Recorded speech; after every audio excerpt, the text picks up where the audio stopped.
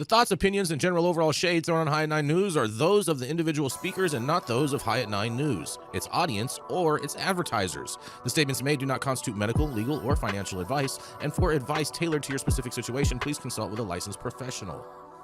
Welcome to the High at 9 News Hour, where you will hear from cannabis industry experts and professionals from around the country talk about important topics while shining light on global issues and discussing cannabis as it relates to politics, regulation and reform, data and technology, science, research and medicine, family and parenting, art, celebrities and entertainment, fitness, sports, mental health and wellness, and plant-based medicines and entheogenics. Together, we are building a stronger community, fighting the stigma and creating change. With your hosts, Jason Beck and Rico Lamitte, joined by special industry expert correspondents from around the country, and daily antics brought to you by Cannabis. Coming to you live every Monday through Friday at 9 a.m. Pacific Time and high noon on the East Coast. And thank you all for getting high at 9 with us.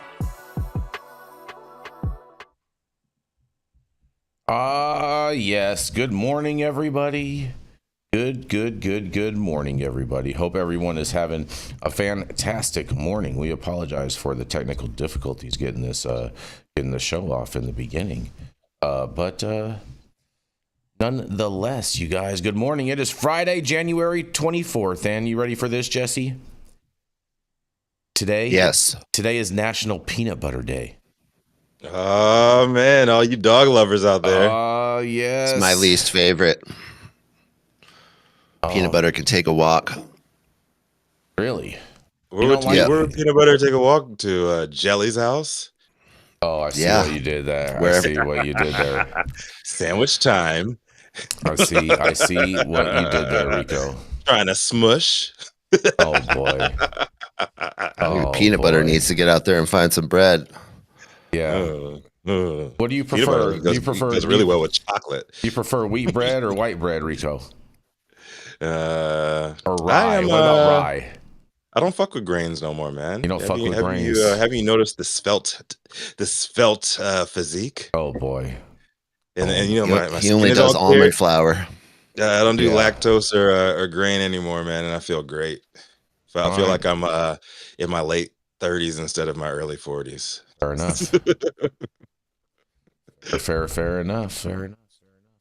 It is today it's also Beer Can Appreciation Day. Yeah, shout out to Brett Kavanaugh. Oh, really? Really? That's where you decided to go with that? Yes, really. The human beer can himself. Oh boy. Man. You guys, man. All right. Well, you're gonna love this one, Rico, because it was great seeing you last night, Rico. We were out and about for. It's also Saman's birthday today, everybody. So it is, man. We were out there celebrating Saman's birthday. Got a little bit of the Jizza, the genius action in last night at the Novo in downtown LA, and it was. Sorry, Dr. Mark, but it was pretty cool to see all these sad Celtics fans everywhere. There was a lot of sad Celtics fans out last night. That's apparently for sure. The Lakers got in that ass. There's a bunch of sad Celtics jersey wearing fans moping around LA Live. That was pretty entertaining. I mean, I'm not mad at that. I'm not a Celtics fan. Who do you like? You're New England. Everybody in New England claims every city out there. So Boston. That's fair. I don't know. I apologize. He's an apologist again. In New York. Okay. I'm a New York Knicks fan. Oh, okay. Yeah, get it straight. You like Jimmy Dolan? Oh, yeah, okay. man. All right. Okay. Noted. Yeah, don't mess that up again, Rico. All right, I promise. All right, well, it is also, you're going to love this, you guys. It's also National Compliment Day today. You look very dapper today, Jason. It's a whole new thing. We got a whole new thing going on, a whole new vibe going on in the country. And, I'm just, trying to look and play the part. Oh, man, you're doing a great job. You're doing a great job of it. Gaslighting everybody and just pissing people off. Stop it, bro. That's what you do and you I'm play here. the part. I know. I was enjoying the hat that I had on last night. It was fantastic. Oh man, what's up? It's Saman's birthday, you guys. Do you want to say hello, Saman? You should see. I look like. Okay, all right, Saman. All right, Saman's gonna pop in later on in the show so we can wish him a happy birthday or whatnot. But nonetheless, did I mention to you, Rico, that it's National Compliment Day? I did, and that's why I said you look very dapper today. Thank you so much. Flew right over your head, huh? I'm just, I take compliments well, apparently. It's not that hard for things to fly over somebody's head that's only 5'1". Oh, you're so funny, bro. You are so funny. Well, thank you all for joining us and getting high at 9 with us. That's also high noon on the East Coast. And please remember to like, share, and subscribe to us on all social media platforms. You can look up above and down below to see exactly where we live on the internet. And we are live every Monday through Friday on YouTube, Rumble, Twitch, X, Instagram, Facebook, and our very own website at www.highat9news.com. So welcome to everyone joining us from any one of those platforms. And we are going to kick it off with the dope dad himself, Mr. Rico Lamitte, the man who is not sad because he's a dope dad and he's never wearing plaid. That's right. It is the dope dad himself, Mr. Rico Lamitte. Yeah, Jason. Feeling good, feeling great this morning. Yes, amazing. Happy Friday to everybody, and happy birthday, Saman Razanari. Razanari. Let me start using Sean Connery. So it's funny that we're talking a little bit about sports culture because just a few years ago, if the city or town that you lived in happened to also be home to a National Hockey League franchise, it wouldn't have been that outside the norm to run into a few stars out enjoying the local nightlife. Pro hockey players are somewhat known for actively partaking in local drinking activities, and I can vouch for that assessment because we may or may not be past the statute of limitations, but I'll keep the stories of my own post-Stanley Cup victory nights in Wrigleyville with a few former Chicago Blackhawks back in the day close to the chest until they give me the green light. But I have a party with a lot of NHL players. Something that changed in the NHL party culture in 2018, and its effects led to a noticeable absence of hockey professional players, led to an absence of them supporting local watering holes across North America. It was 2018's passage of Canada's Cannabis Act. It formally legalized recreational use in October of that year, and unlike other professional sports leagues, the NHL never really officially banned cannabis use. Since the introduction of its own substance abuse and behavioral health program back in '96, the league has tested players for substances, including cannabis. However, unlike performance-enhancing drugs, cannabis has never been classified as a prohibited substance. Until around 2020, if a player tested positive, the league would not impose penalties or suspensions. Instead, THC levels were deemed concerning. The player may have been referred to the joint NHLPA player assistance program for evaluation or treatment. But that was pretty much it. It's sensible, if you ask me. I think everybody else would say that too. But, fast forward to 2024, and according to the Athletics' Joshua Cloakey and Dan Robeson, NHL players are more likely to spend their off time in the privacy of their own homes, sitting in front of a screen, planning out missions against random Call of Duty opponents over their headsets. And per the article, NHL team bonding has moved away from partying in public settings to the quiet privacy of online gaming. At the same time, the drinking culture that was once pervasive across the league is waning, and while the use of cannabis products is on the upswing. When the Athletic asked more than 36 players on different teams whether they use edible marijuana during the season, 38% indicated that yes, they did. Because of the sensitivity of the topic, the Athletic agreed not to identify all of those players. But if you've got time to read the whole thing, hit the link at highat9news.com. It's pretty eye-opening. nonetheless. Essentially, the article chronicles the NHL's changing off-ice culture, noting that more players are moving away from traditional alcohol-fueled bonding of past generations and adopting a quieter, more private routine, like video game cannabis use in their downtime. Younger players like Toronto Maple Leafs Mitch Marner often unwind after games by playing online games like Call of Duty with their teammates. Cannabis, particularly edibles, with a mix of THC and CBD, has become the most popular way for players to relax, recover, and manage pain. Legalization in Canada and many U.S. states has reduced the stigma, though many choose to still keep their use private. Some veteran athletes lament the loss of camaraderie that came with nights out, claiming that the debaucherous activities were once integral to team bonding. But others see the shift as healthier and more professional. More players say that they are now focused on recovery, sleep, and maintaining their peak performance. Things you should be focused on if you're a pro athlete. I digress. Video games and cannabis offer them a new form of social connection and stress relief, something that alcohol never did. I have a lot of ex-pro athlete friends I partied with over the last 25 years, and I can honestly say the only times we've been arrested, got into fights, or some other bullshit was out when we were shit-faced drunk. But whatever we smoke, weed, we had just as much fun, but it was always drama free. I love stories like this that tell the tales of pro athletes using cannabis in a positive light, and I hope to see more of in the future. Now that prohibition has been lifted in other leagues as well. Rico Lamitte, the dopest dad on the street. You guys ever party with NHL players? I guess here. Yeah, I mean, I get well when the Kings won the Stanley Cup. I remember the Stanley Cup was floating around a lot of Hollywood parties back then when Hollywood actually had parties. Hollywood still got parties. You just don't hear about them. No, they don't. They're nothing like what they used to be. Not even close. Don't even compare. Jason Beck might be on the puffy list. You heard it here first. Oh God. No, you guys, no. I'm not worried about that. Missed the white parties. I'm not no. But a friend of ours is working on some documentary about that, and so I can't wait to tell you guys more when it's gonna. Okay. The green parties, I like it. Mm-hmm. Exactly.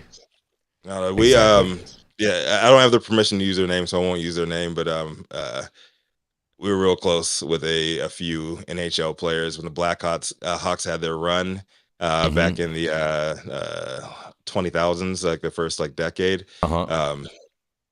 I've seen that Stanley Cup. I've seen the Stanley Cup in very peculiar places. Just put it that way. Interesting. Had lots of fun. Have you seen it used as a punch bowl? Long nights. I'm not elaborating any further. I don't have permission to talk about that. Everyone was throwing their keys in the Stanley Cup. Yeah. Well, here's the thing: when they would win a big game, this isn't even just after they would win the Stanley Cup. If they won a big game or whatever, they would just go out in small groups, and you'd see them in bars, and they'd just be drinking like regular people. That's what you call them, on just bars, huh? Clubs, bars, clubs, and shit. And whereas I would say NBA players, you can always spot those guys, tall, skinny guys. And NFL players are usually more stocky, but a lot of NHL players, they'll be regular people size, and they just blend in a lot better with the culture. So with the regular culture, so you may or may not have been partying with one, just a nice person out, and it just so happened to be a pro athlete. Mm-hmm. Baseball players too. Question for you. The NFL stands for not for long. The NBA stands for never broke again. What does the NHL stand for? I don't know. No. Hell. My brain doesn't work that well this morning. No homeless loners. No homeless loners. All right. Okay. That's all I could come up with. All right. No homeless loners. All right. All right. That's the new policy. Fair enough. Fair enough, you guys. Man, oh man. NHL players, I think they kind of not get her love, not his lover. I think the hockey players kind of get the short end of the stick in professional sports, though. You guys. I see what you did there, Jason. It's always pointing up. Just saying, you know what I mean? But they have the best boxing matches. They do. I would like to see that stat since they've really destigmatized it more, like have fights gone down in the games, you know. And I love how, you know, hockey is more seen as a white sport or whatever like that, and they don't really call it classless when they fight. What's up with that, Jason? Well, because I think that's just all part of the sport. That's just is what it is, man. And I'm with it. I'm all about it. Yeah, but when people fight in other sports, it's like you get to watch two sports for the price of one, Rico. You get a boxing match and a hockey game. Hey, I'm all for it, you know, but like, why is it demonized in other sports? Because you're not supposed to knock somebody out in a soccer game. Soccer has more concussions than any other pro sport, believe it or not. That's headers, and that's because there's a lot of ways to fuck yourself up when you're side tackling and stuff like that. Yeah, they get kicked in the nuts a lot. Soccer's rough. Oh boy. Yeah. Jason is a secret communist over here. What does that have to do with that? What does getting kicked in the nuts have to do with that Jason has nothing to do with soccer. He's pro soccer, and he's pro co-op. I'm pro football. And I'm telling you, Jason, you have a lot of socialist views, and they're coming out. They're coming out in the fold. You are so funny. The age so being pro soccer is communist, bro. Apparently, it's communist. Hold on, so the whole rest of the world that likes soccer. Yeah, exactly. The majority of the world is now communist. The majority of the world is socialist. Has socialist governments, man. Oh boy. Oh man. Just say, Jason. He's just mad because the referees always pull his card. Welcome to Stick to the Narrative Fridays with Rico Lamitte. Is it soccer or is it soccer or is it communist kickball? You tell me, Jason. Oh God. Oh, Dr. Mark, do you have any thoughts on this, Dr. Mark or Dr. T? No. I mean, do you play hockey, Dr. Mark? I mean, you live in the polar region where they would play that outside. Yeah, I played hockey as a young kid. We played pond hockey. Uh-huh.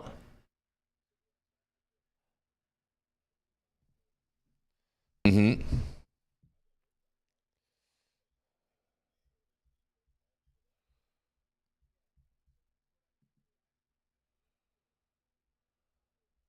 That had a pretty famous hockey team, Michigan Tech. So what I can tell you is that hockey players have always been weed smokers. This isn't a new thing. Mm-hmm. I think the video game thing didn't really resonate too well with me because I don't know these guys to be gamers, but I can tell you that categorically, just about every hockey player that I know that plays hockey smokes weed. Fair enough. Fair enough. Any thoughts on this, Dr. T, before we move on? Well, I'm happy that there are less and less fights in the hockey arena, or I hear that there are less and less fights.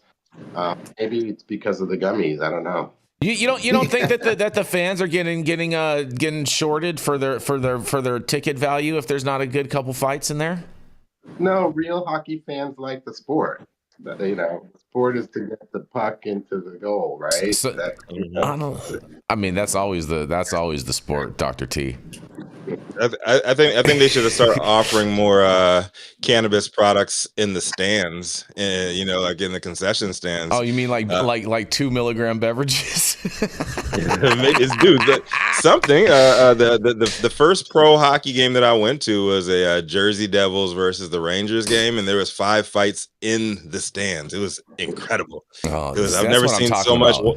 I've never seen so much white on white crime. The next time I saw that shit was January 6, 2021. Oh man, the first hockey game I think I ever went to was a Washington Nationals game, and it was like a playoff game. It was turned up, and there was a few fights. It was good. Yeah. First one I went to was a Colorado Avalanche game, and we were sitting on the glass, and I didn't realize the glass moved. Well, I learned that pretty quickly. Oh yeah. Yeah, real quickly. But also learned hockey guys are freaking hot. So shout out hockey guys. Shout out to hockey guys. Yeah. Jenny Beth has a natural affinity for the odor of hockey pads. No. Keep that in your house. Call me after you shower up. Oh boy. Dr. Mark, how long did you play hockey for? I was, just while I was in like grade school through high school, and then when I went to college, I would play intramurally, but I never played on a professional team. Did you ever lose any of your teepees? No, lucky for you. No, but I know quite a few hockey players that have dental work because, getting hit in the face is a pretty common thing. But now they wear mouthpieces and helmets. That puck is it, bro. If you get socked in the mouth with that puck, bro, that's a serious little, you know what I'm saying? Like, especially on a cold day, right? Yeah, the thing's flying at 80 miles an hour. I'm old enough that I go back to when they played hockey with no helmets. Now you'll find everyone's got helmets on, like bike riding, right? Yeah, I used to play, we'll just call it American rugby when I was a kid. What? Yeah. Yeah, all right. We did. Moving right along. Nice car. It's true. It's true. Jason was a field hockey All-American. I was a track star, bro. Still am. And on that, we're rolling into a commercial, and we're going to be right back.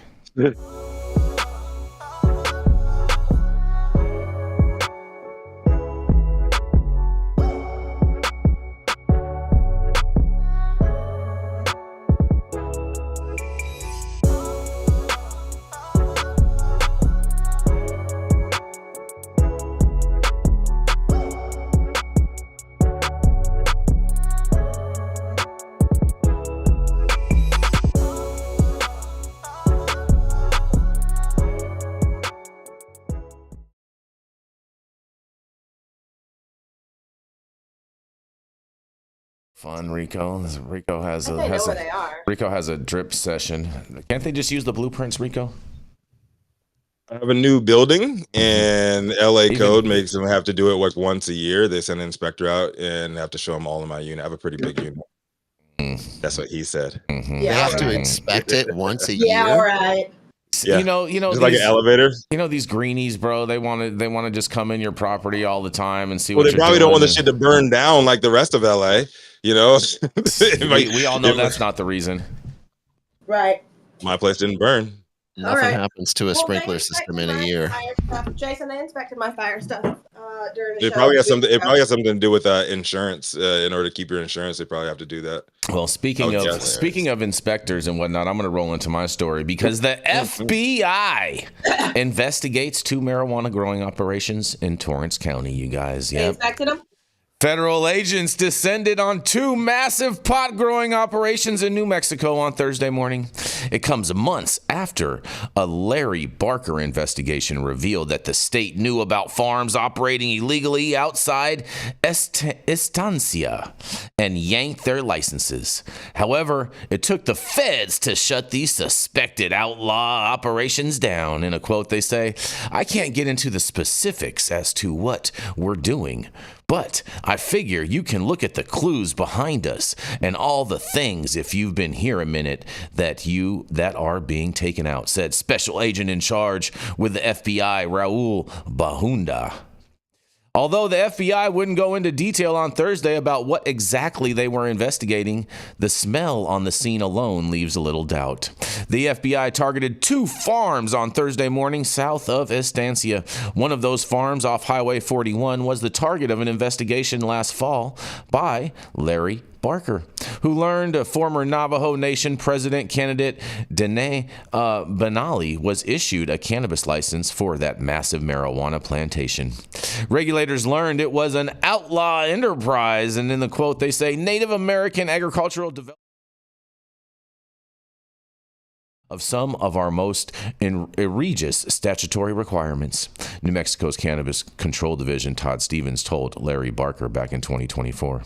The state revoked Benali's license and slapped the facility with a $1 million fine. However, because New Mexico's Cannabis Control Division does not have law enforcement powers, state regulators didn't have the authority to do more.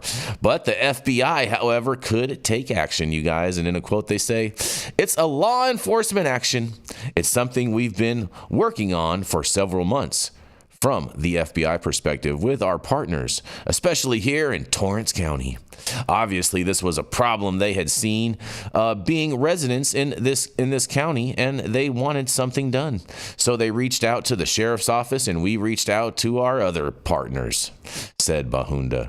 The FBI said the investigation had help from multiple departments, including New Mexico State Police, the New Mexico Attorney General, the U.S. Department of Homeland Security, and U.S. Customs and Border Protection. They said after a long investigation, Thursday's raid also included arrests. And KRQE News 13 learned from court documents that one of those arrested was Benally, whose pending federal charges include drug manufacturing, intent to distribute, and polluting the water. A second defendant named Donald Benally was also charged. And in a quote, they say, the individuals that have been dealing with and I'm talking from Torrance County Sheriff's Office to include the other agencies, like I mentioned, HIS. They've been working on this issue for over a year, said Bahunda. The FBI thanked the community for the tips they said made Thursday's raid possible. And they say in a quote, if you see something that's odd and out of the ordinary and something that's maybe is impacting your environment, whether I'm talking about your water supply or anything like that, please reach out to law enforcement and please reach out to the FBI, said Bahunda. This week, a group of lawmakers introduced legislation that would give the CCD the power to raid cannabis farms so state regulators would be able to enforce their own cannabis production laws, they say. And man, oh man, New Mexico got the FBI all over the place, raiding grows. And I'm confused because they say that it had a Native American operator, but it doesn't say that it was on Native American land. So I'm a little confused by that, and I can't wait to hear what you guys have to say about this.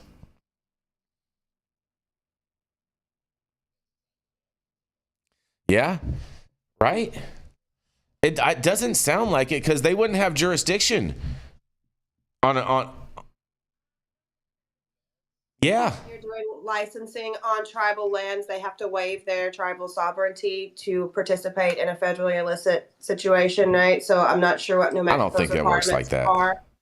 I know that works like that because I've done licensing on tribal lands. But I don't know, as I'm saying, I don't know what New Mexico's regulations are, if they have that specific waiver of tribal sovereignty. But to me, I would assume that it's probably on native land, and that's why it took other agencies to come in and shut them down. Unless they were just like, we're not going anywhere. I just don't see how they have the jurisdiction to do that if it's on a reservation. So I'm assuming that it's not. When you waive tribal sovereignty, you allow other agencies to enforce in that one business. I'm not sure if I'm buying that one, but it's possible. In fact, the tribal leadership has to actually sign it with the applicant to waive the tribal sovereignty over that one business model. I mean, but if I'm a reservation, why would I do that? That doesn't make sense. I could do it on my own, and I could set it up on my own. And why would I want to be in the state system and have these regulators coming onto my reservation? Because you want to be able to sell because it's a cultivation, and you want to be able to sell your product into the licensed market. I mean, there should be New Mexico, like as we've seen over the last year and a half, the feds have been extra heavy-handed with the way they've been meddling in people's business down there in New Mexico. It's very unique to the rest of the industry, as I've seen. I don't know. I'm not sure if I'm buying a lot of this. They have, man. Like all of those complaints that we had last year coming from legal operators getting raided by the feds and shit. Like, it's not happening like that anywhere else anymore, like at that magnitude. I see what you did there, Rico. That was cute. I'm just saying. You're not buying things, and I'm like literally explaining to you how they work, and you're like, I don't know. I'm not sure if I'm buying it. I'm not sure if I'm buying it. So it doesn't make sense to me. Jason's upset. He had to go to Los Angeles yesterday. He hates Los Angeles. Oh man, it was so rough, bro. There's so many potholes in the road, you guys. It's bad, man. What do we pay taxes for? I'm trying to figure that part out. For Gavin Newsom to go to the French Laundry. No, man. French Laundry is his restaurant. Tell Donald Trump to hurry up with the abolishing of the IRS. We need it now. Oh man, that was... Dr. Mark, New Mexico. They've been pulling this thing where the Border Patrol has been seizing people's distro vans and whatnot, and now they're bringing the FBI in to raid grows. Any thoughts on this? What do you want me to say? I don't know. I just was wondering if you had any thoughts in regards to. Oh, I don't know. Yeah, I mean, the border is a whole thing unto itself, right? And I mean, I'm not sure I'm not sure that cannabis is the biggest problem down on the border, right? Aren't I the don't think it other is. drugs like fentanyl and Exactly. all that other crap Mm-hmm. more pressing down there? Yep. Yeah. Dr. T, you have any thoughts on this? I attending a sweat lodge, a sweat ceremony, or one of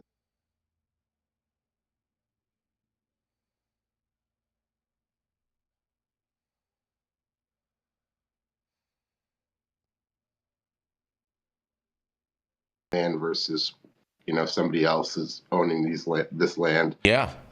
Doesn't make sense. So they will act however. Sometimes when you're affecting water, water doesn't follow our imaginary borders. It goes the way the environment dictates that it goes. And so you might be doing something to water, and then it's affecting your neighbor. That's fair. That's fair. That's fair. We do got to make sure that we are protecting the environment in that sense. I do believe in that from that part. But now he's being a communist, Rico. No, Rico already left. He'll be back. He's doing his fire inspection apparently. He's got the fire department over there at his house, walking through with their clipboard and whatnot. We're going to keep this thing rolling. We're going to roll right into Dr. Gene Talleyrand. He's the founder of the CESC and of Medican, where you can get your doctor's recommendations quicker than he can sign it on a dotted line. That's right. It is none other than Dr. Gene Talleyrand. Thank you, Jason. Happy Friday, everyone. So my headline today is from WGN Channel 9, Chicago. University of Kentucky researchers study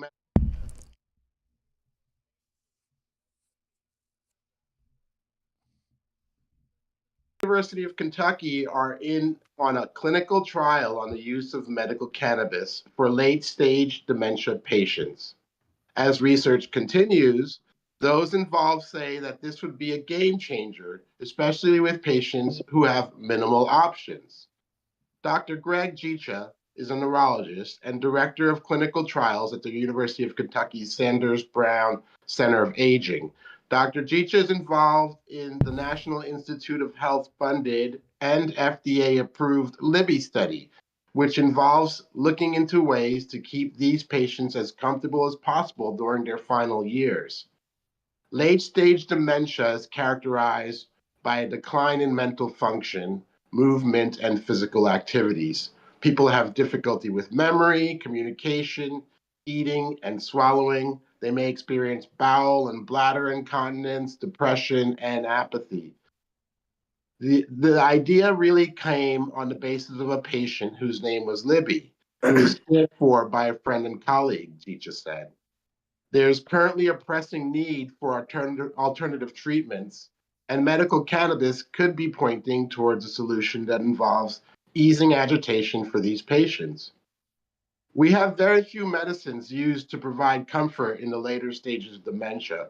While the field is largely focused on finding ways to prevent or potentially stop the disease in its early stages, we've forgotten those later stage patients who aren't eligible for those type of treatments, Gicha said. Like all studies, this research involves gathering as much crucial data as possible. We've been enrolling patients in this study since June, but we need hundreds more to get the data we need to get dementia on the list of conditions that are eligible for medical cannabis, said Gicha. Current treatments often include sedatives, but the goal is to find other ways that involve the patients getting the most time with their family. Our ultimate goal is not to sedate and render unconscious these patients so that they feel nothing. Rather, we want to provide them comfort and relief that allows them to engage in their final years of life. If anyone knows anyone in the later stages of dementia who might benefit, call the Sanders Brown Center of Aging at 859-323-5661. The article doesn't mention what the treatment entails, Do they have patients using any type of cannabis product? Although cannabis doesn't prevent or reverse dementia, both CBD and THC have shown promise in managing symptoms. Do you know anyone with dementia? Are they benefiting from cannabis? This is Dr. Jean Talleyrand with High at 9 News. Interesting. Dr. T. What I found most interesting about this was that the FDA had approved this study, which typically they don't approve studies with the plant. So I'm very curious if this is a study with the plant or if they are using the isolated THC or CBD. I'm willing to bet that it's isolate, because also too that it doesn't sound as if that it was predetermined that it was going to be a negative result. It sounds like they got a pretty positive result overall. So I would imagine that they're trying to use a singular compound in this as opposed to whole plant medicine. Well, probably just because it's more legal than whole plant medicine.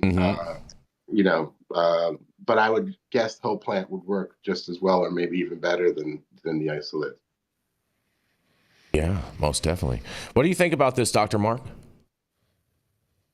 I think there's a lot of data that says that whole plant full spectrum extracts are more efficacious than isolates. I think Dr. T's talked about this before on High at 9 News.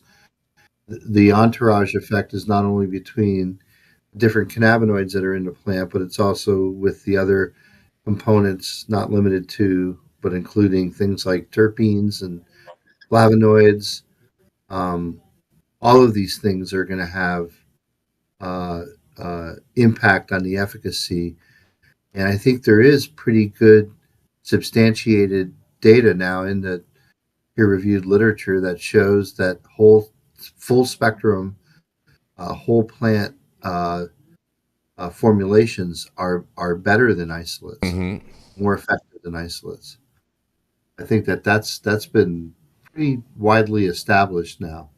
But and kind of like what Dr. T was saying, the FDA is kind of on the other side of the coin, where typically you put a single active ingredient into some formulation like a pill or an oil, so you can assess the efficacy of that active ingredient alone. And that's the problem with cannabis, is that, it's not just a single active ingredient, THC delta 9, right? There's all these other ingredients that are in there, and that could be variable depending on, how you're consuming, where is the plant material from. Sour diesel in one garden is not sour diesel in another garden. Oh yeah, that's for sure. In terms of the chemical makeup. So I think that's where the difficulty lies, right? Is the variability. Yeah, most definitely. I see you shaking your head, Dr. T.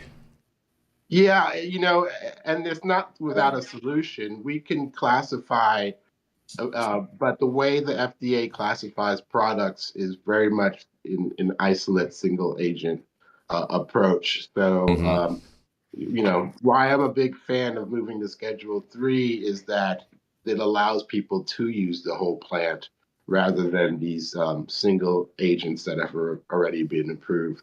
I don't know about that, but I respect your opinion, that's for sure. But I'm not sure if that's really how it's going to play out. But I'm not trying to sell it to you. I know.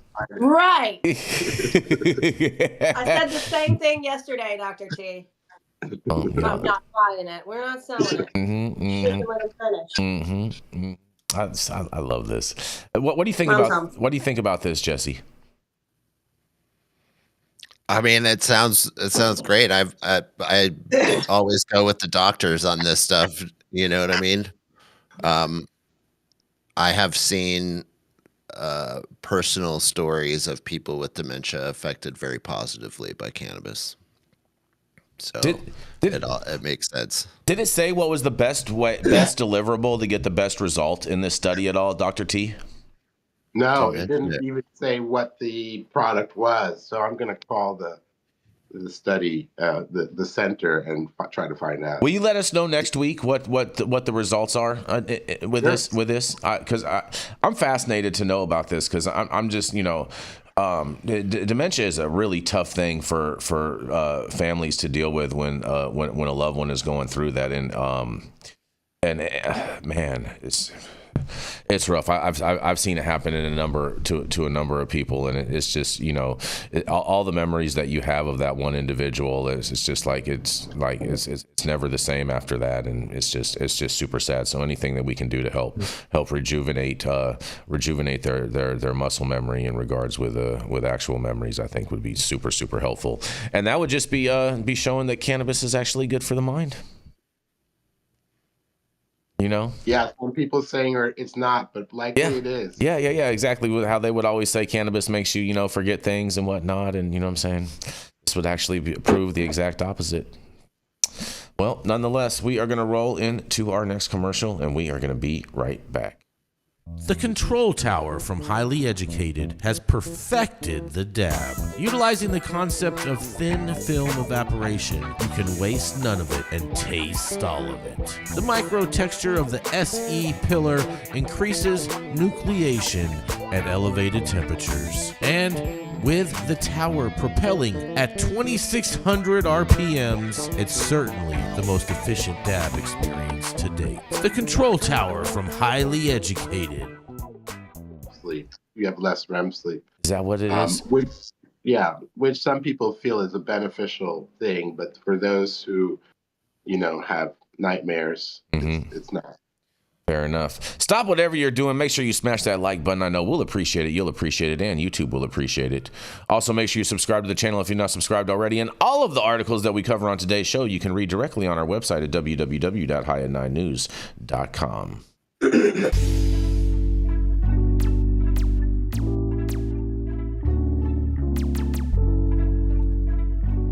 Are you all ready for America's new #1 D9 gummy line? That's right, we are bringing to you Parody Gummy. These vegan gummies are manufactured in a safe harbor facility, so they're going to be clean and safe, and they're not going to give you any of the runaround.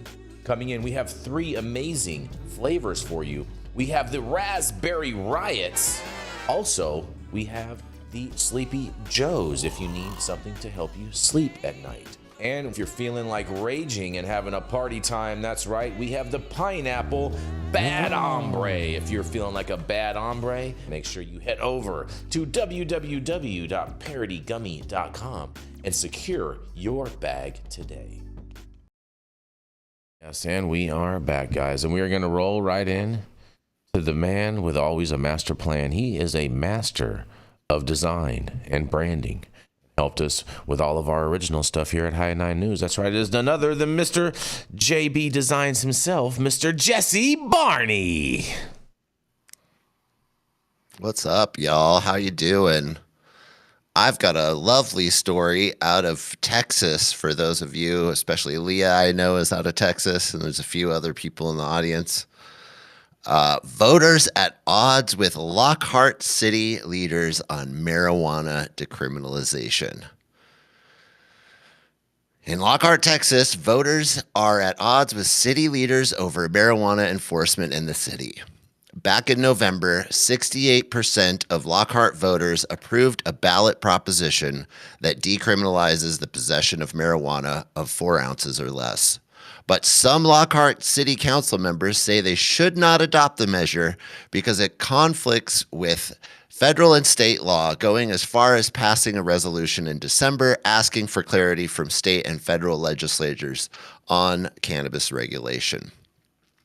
At a tense Lockhart City Council meeting on Thursday, more discussion took place around the issue, with several attendees asking the council if they believed in democracy, and the mayor using his gavel to call for order several times.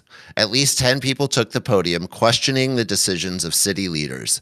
During the meeting, City Attorney Brad Bullock defended the resolution, bringing up the fact that the Texas Attorney General's office has sued several Texas cities for similar types of ordinances. That is like waving a red flag in front of Ken Paxton's face. And guess what? You may not care. That's right, Bullock said. However, I've been doing this for 30 years, and the only thing I know is that when cities, taxpayers have to start paying the bills for these lawsuits, they don't like that either. The ballot measure also stated that Lockhart police could not use the smell of marijuana as a probable cause for search and seizure. One Lockhart resident, Haley Anna Finley, said implementing this policy would free up police resources. I see the fear that's instilled with the threat that Ken Paxton could sue the city, Finley said, but we have learned and watched with other cities that those cases have been dismissed. And so whatever this fear is, it's behind being pulled over with a little bit of pot and insisting that we take them to jail. I think it's time in 2025 that we calm down. During the meeting, a council member did mention that this resolution needs to come back for another vote since their credibility and transparency as city leaders is now being questioned. Ultimately, the council decided to bring a new resolution that will be up for a second vote, and they have not announced a date for that vote as of yet. This is a great story from the sense that I love that Texans are fighting so hard.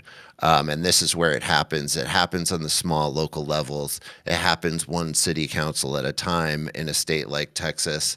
And so I'm really stoked to see that they're kicking up some dust around that community. And I hope that the council realizes that they shouldn't fight their citizens. They should fight for them. This is Jesse Barney reporting for High at 9.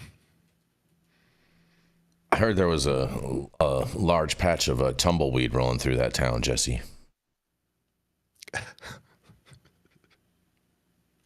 Dude.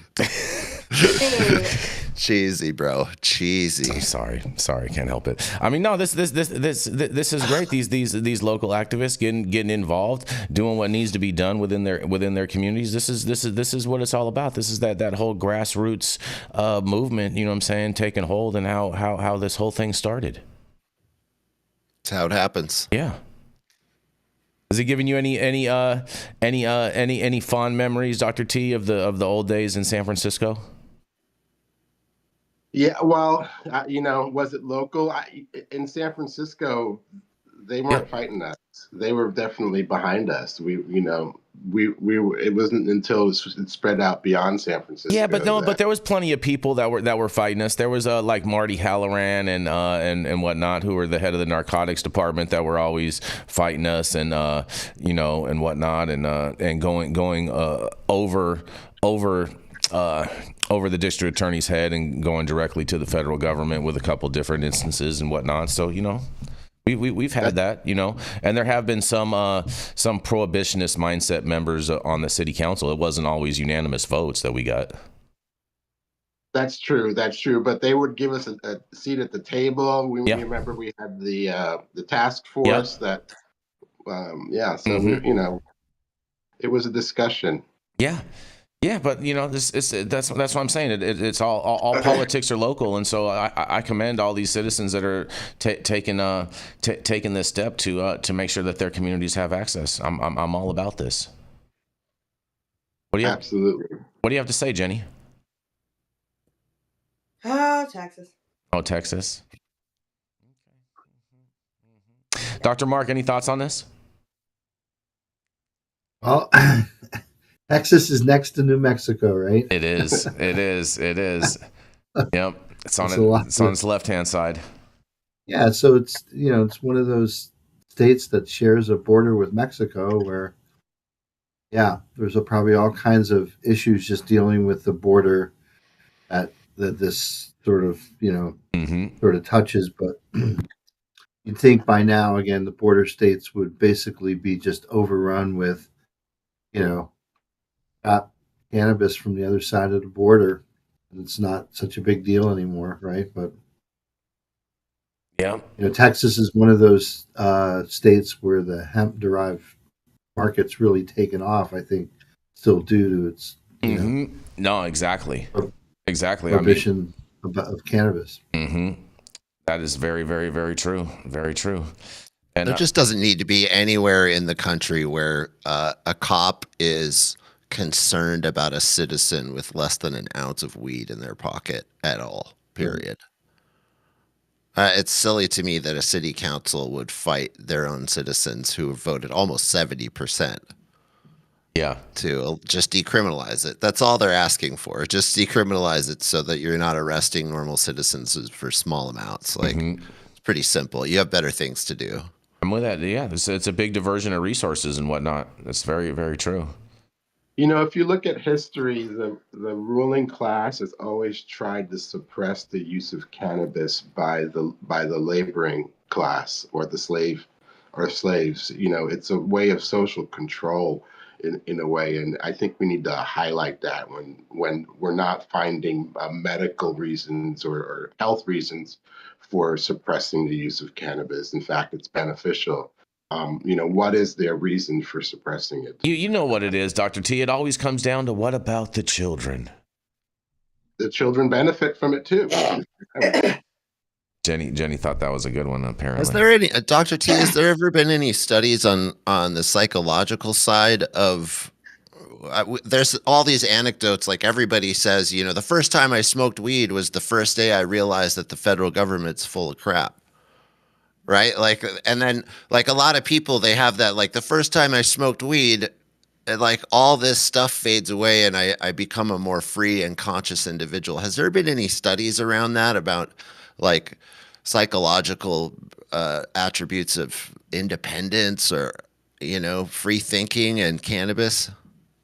Yeah, we have an initiative called the Cannabis Mind where we're really trying to investigate, you know, what this high means, the perceptual shift that's going on with folks, and you know, all of the psychedelic research that's been happening really is linked to that as well. You know, what is happening to the mind as you're looking at the world differently.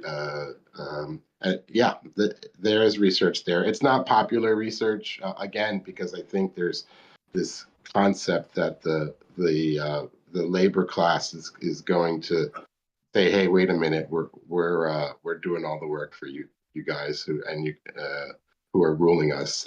So, you know, it's kind of a revolutionary plant in that way that may disrupt what's currently happening. Fair enough. Fair enough. Well, we are going to roll into our final commercial of the day. We are going to be right back. Are you a business that's suffering from the hyperinflation that is plaguing America today? We have the solution for you. That's right, Patriot Business Financing. Head on over to www.patriotbfc.com and apply for a loan up to $2 million. Any state, any industry, even the cannabis industry, the CBD industry, as well as the industrial hemp fiber industry. Secure up to $2 million today, and make sure that when you apply, you tell Paul you said hi from High at 9.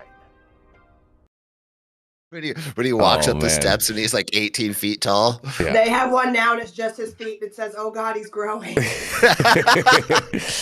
Oh man. Speaking of growing, get ready to grow your mind with Dr. Mark Scialdone. He's a chemist.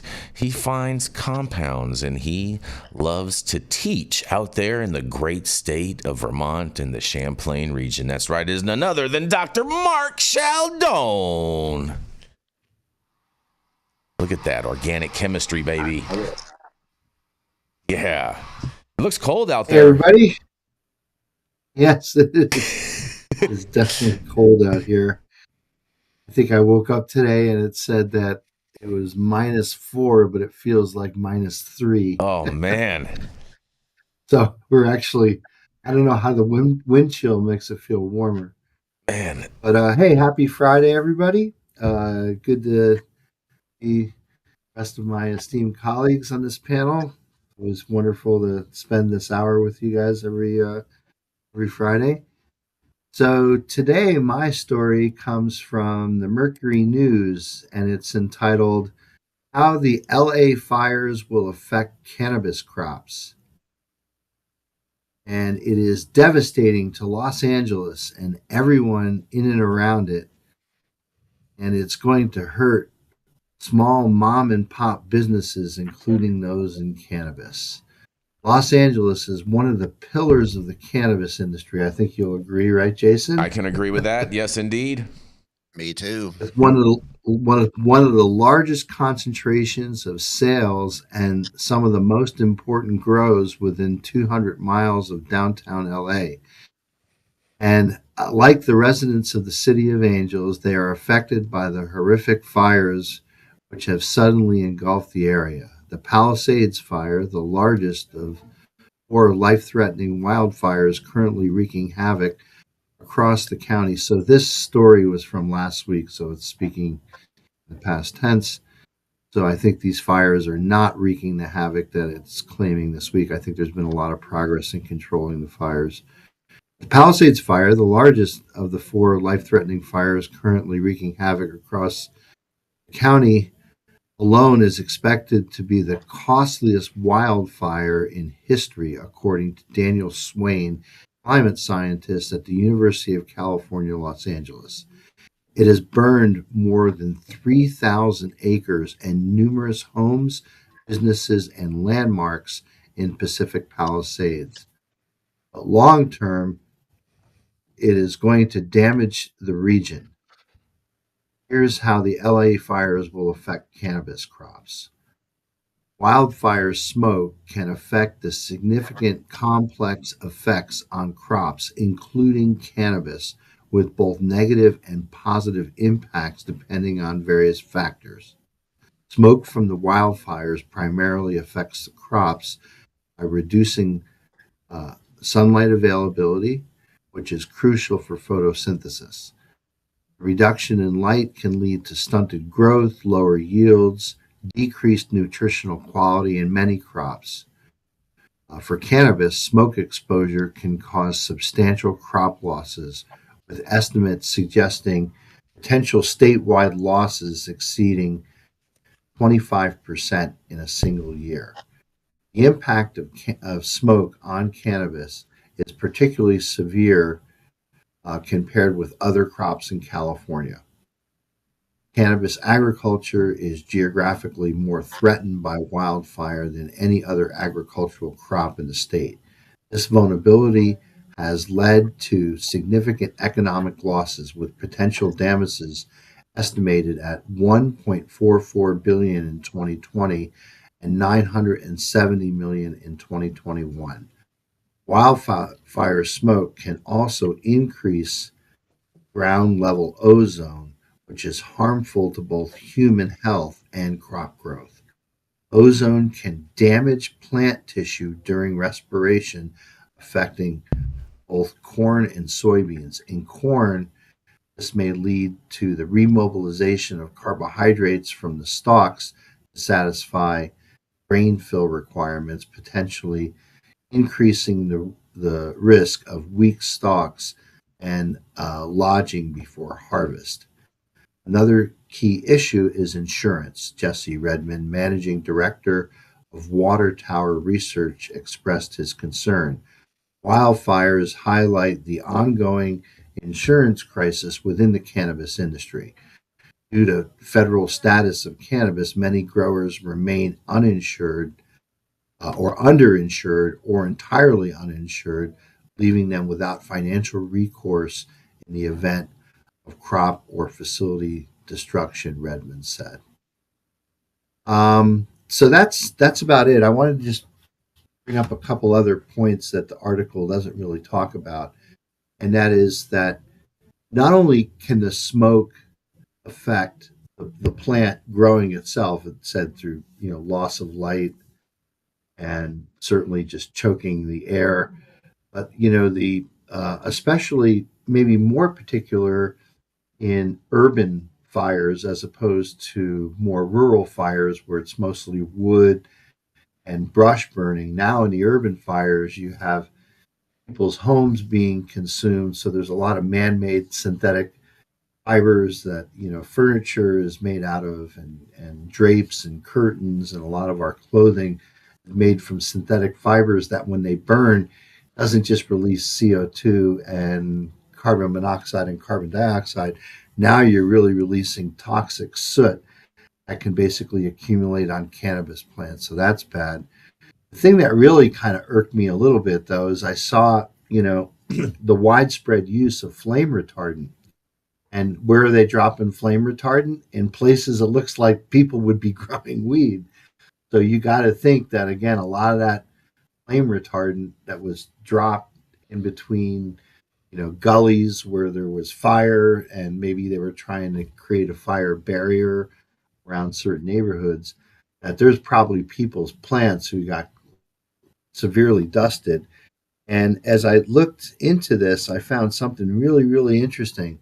There's a patent that was just issued to a group that showed that you can use the chemicals in flame retardant to isomerize delta 9 into delta 10 THC. So there you go. Looks like somebody intentionally did this to see, what would happen if I took the chemicals in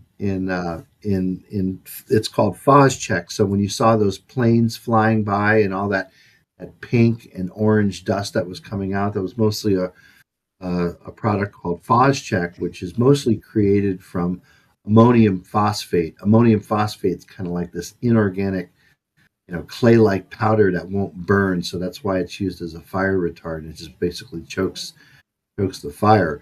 But how interesting that treating cannabis with this flame retardant basically isomerizes the delta 10. So maybe one of the things we may want to look for in the supply chain in the coming months is products that have a little bit of delta 10 could have been resulting from, cannabis that basically was hit with flame retardant. So you want to keep that in mind, I guess, if you ever see delta 10 on a COA. Delta 10 isn't made by the plant, but it can be made synthetically by treating delta 9 with something called strong base. Strong base would be similar to what you have in Drano, which is basically lithium or sodium hydroxide. So very, very strong caustic material like that will chemically isomerize delta 9 into delta 10.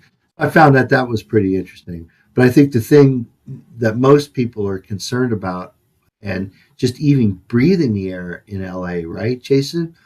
I'm not. I got out of LA. I'm in Orange County now because LA is. Good for you. I'm sure a lot of people got out of town, but I'm sure a lot of people maybe can't afford to get out of town, and they're stuck there breathing all that toxic air. So when you have an urban fire like the Palisades fire, where a lot of man-made things are being burned, tires.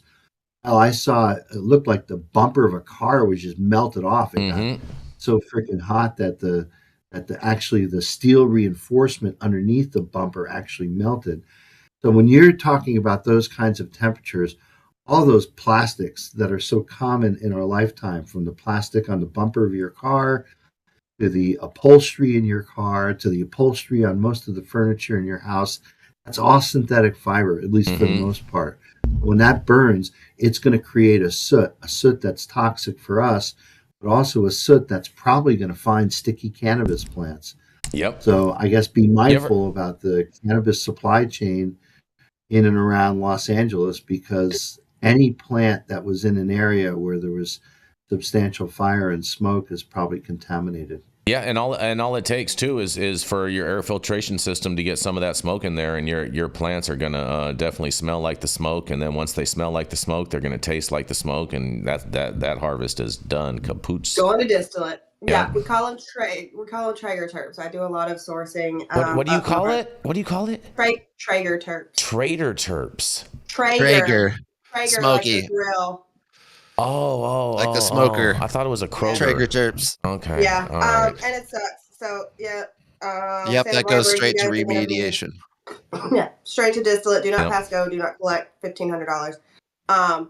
So yeah, a lot of biomass. Yeah, well, that's the uncertainty. Is just even cleaning up stuff by distillate or by CRC. Does that do the job? Remove any trace amounts of these toxic things that burned in these urban fires? I think the very least it'll make it so nobody knows. Right. Oh, I see what you you might did be there, able Jesse. to distill the smoky essence out, right? Yeah, you might be able to. I have an issue with CRC. I refer to CRC as bait and switch, and I, shout out to Murphy. I know she's made a tremendous amount of money teaching that technology, but it's bait and switch, right? You get a nice, clean looking product and you hit it and it tastes like asshole casserole and your throat's on fire now. So I think, distillate is the state sponsored and usually recommended remediation process. But I to your point, Dr. Mark, all those really energy efficient Tesla batteries that are now in the air might not come out with a few passes through. Oh, that's an interesting point right there, Jenny Beth. Very, very interesting point. Yeah, I feel bad for this whole thing, and our hearts and prayers go out to everybody that lost someone or lost their belongings, whatever, you know what I'm saying. But how big or however small it was, it's a loss, and it shouldn't have happened. I'll just say that much. Mm-hmm. But it did, and Santa Barbara's gonna probably have to eat it. Mm-hmm. There's gonna be a lot of distillate on the market. I can definitely tell that. Well, we're gonna keep this train rolling and move into a funnier, happier story, or possibly even sadder story. That's right. We're gonna roll right into Miss Jenny Beth Dills. She's America's sweetheart and the founder of Kind Cannabis and of Justice Served, a 501c3 that helps justice impaired individuals. That's right. It is none other than Miss Jenny Beth Dills. Well, all right. I don't know if it's happier. It's definitely not happier, because this woman is a Karen, an asshole, not the best wife. Oh, Rico, can't wait for you to hear this, bud. You're gonna love it. You're gonna love it. Oh, welcome back, Rico. It sounds like Sullivan City Mayor Alma Salinas' husband shouldn't have pissed her off, because she's speaking out now after a controversial incident last November in which she found marijuana in her home and called the police. Mm-hmm. According to Salinas, she discovered a small bag of marijuana.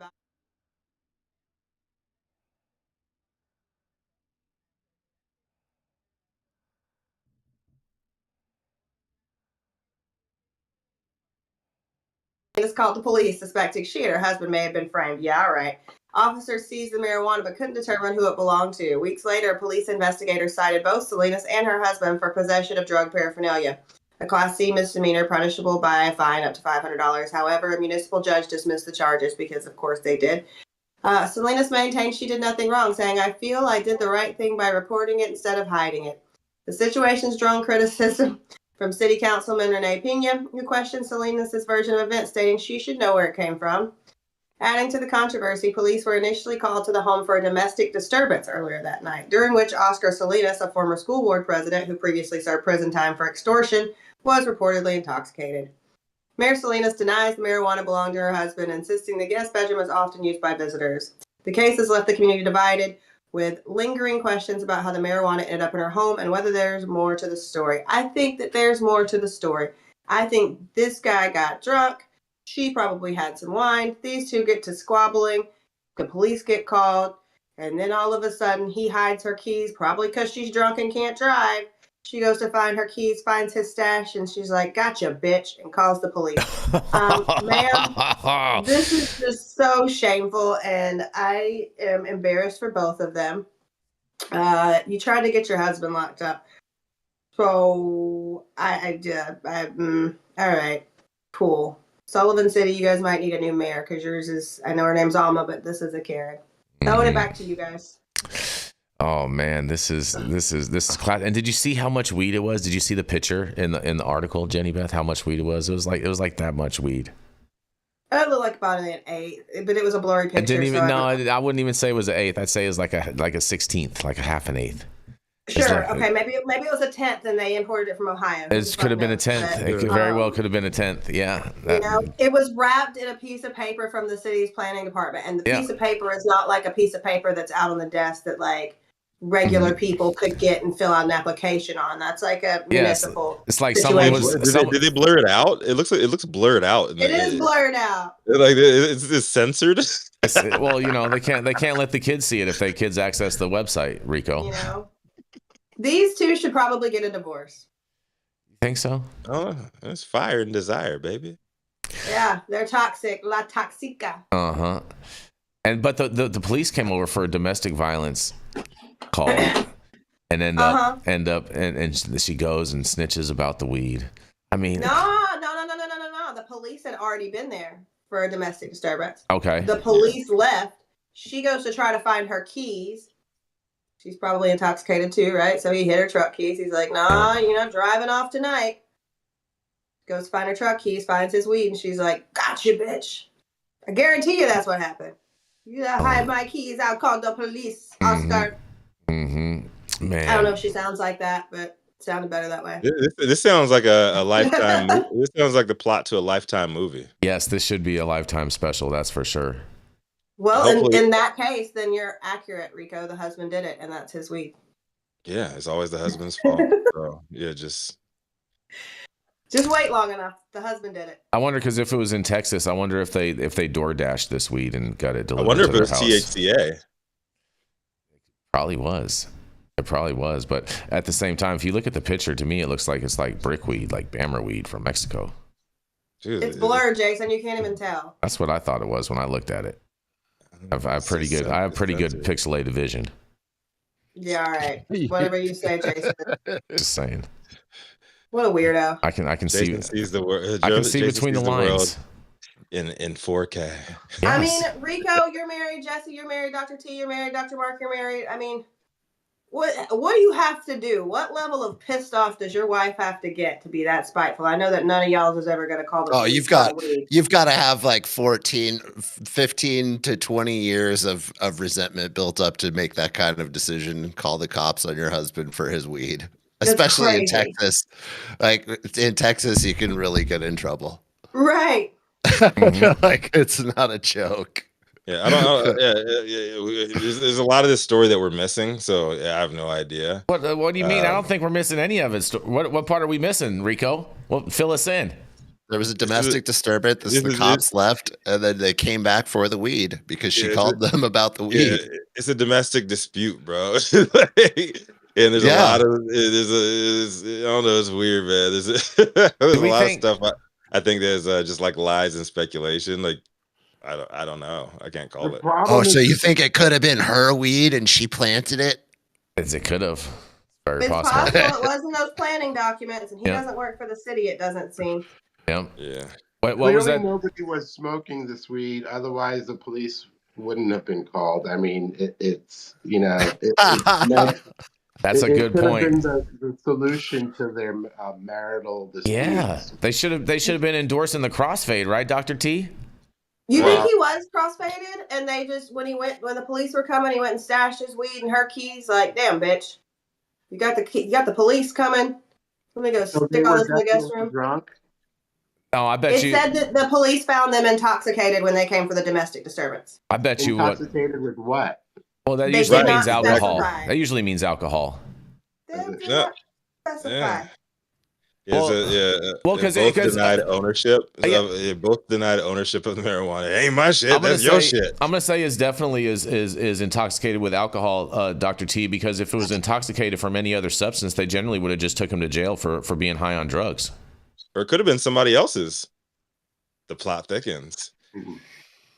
Don't think so. You know what? You know what I bet. I bet it was probably she was asking the husband for some weed. He was like, no, I don't have any. Da da da da. She ended up finding it, and then she was like, oh, you mother effer. I found it. Or he was keeping the good shit to himself and gave her the boof. Well, I mean, the picture does look pretty boofy, but it doesn't seem like the cops found the good stuff. If there was good stuff Watch involved. out, folks! High at 9 detectives on the case. Where Stone Slade's weed. Stone Slade left his weed on the counter on his way out. That's probably what it was. It's probably was Stone Slade's weed for sure. He was wearing a suit yesterday.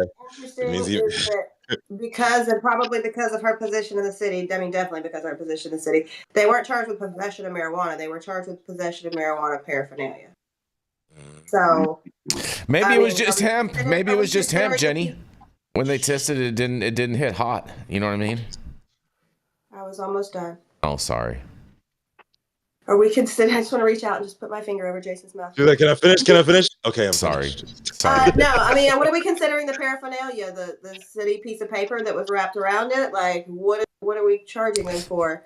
And that's definitely a lesser charge, because if Joe Blow from the trailer park and his wife Big Annie got in a fight, and Big Annie's like, hey, Aunt Joe's got some weed over here, I promise you he'd be under the jail in Sullivan County. Well, just so you know, when you talk about Texas and you talk about paraphernalia, there's only one way to say it, because I got pulled over by a cop one time in Texas, and he pulled out a pack of papers out of my pocket, and he said, you know what we call this here? Paraphernalia. So you got to accentuate the alia when you say that from Texas. What are you talking about, officer? No. This is my. I roll my own cigarettes. I don't trust this government weed. Government tobacco. I grow my own tobacco and I roll my own tobacco. No, what you know what I told him? No, I keep that just because I like to write little notes to myself. Like little mementos. These are actually post-it notes, officer. What's also funny about this is this town is tiny. It's 3,000 people in the middle of nowhere, right on the border of Mexico.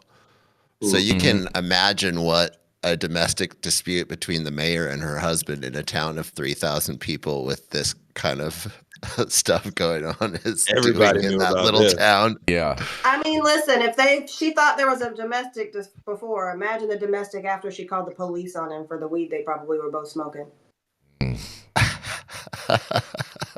Not anymore, because it's in an evidence room. It's going to dry out and become some Colorado weed now.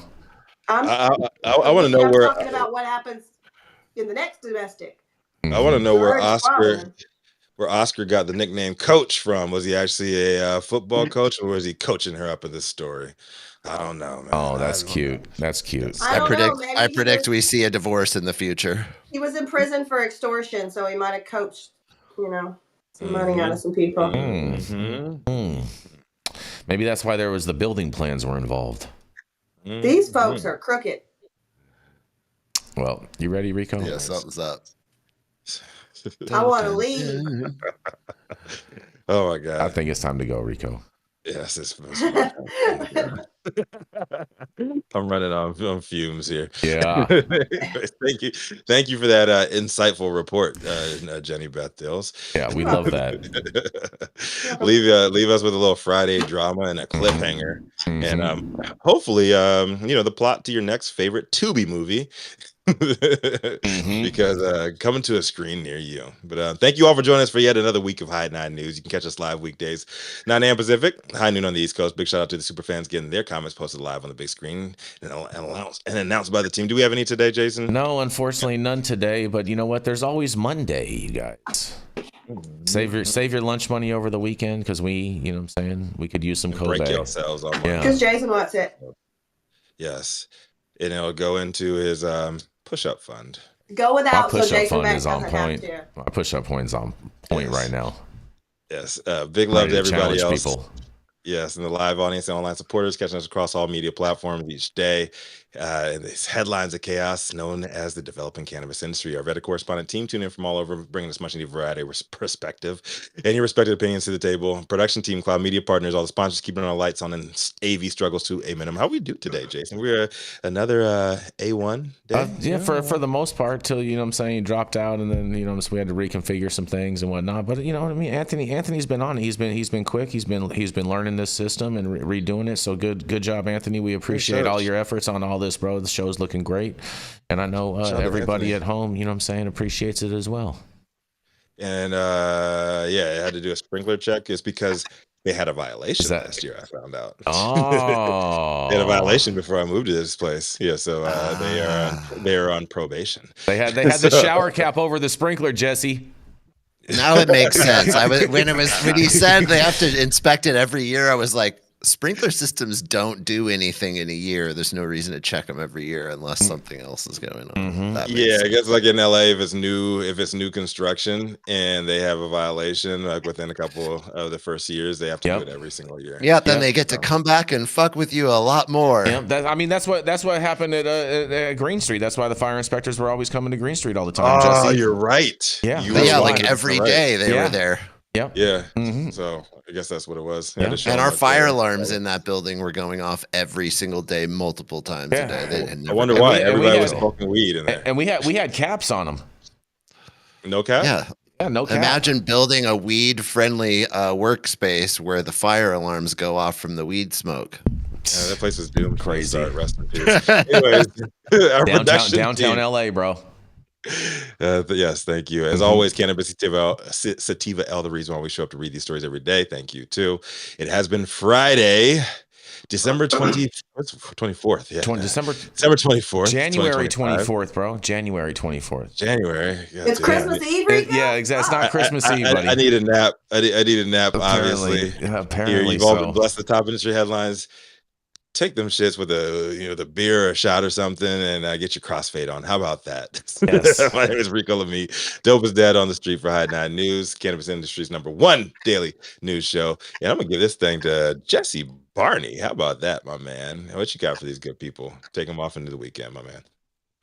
Oh man, I'm so excited. There's so many things going on. The sign of good fortune coming our way is Ross Ulbricht being freed. And the portends, or the things that portends for the cannabis industry, I think is really good. The recognition of these very small groups that's happening from the administration, where there's being a thanks directly given and these really big actions are happening. I think cannabis industry is going to be right in that same path very soon. So it's giving me big hope. So I hope it is for everyone else too. I'm with that. Have a wonderful weekend. Big hope for the weekend, you guys. Yeah, hope, changey, hopey stuff. Like it's made its way full circle over to the right. Keep hope alive, right, Rico? That's right. Hope never died. Oh, fair enough. Yeah. Fair. That's it. Let's run it, Anthony. Run it. All right, y'all.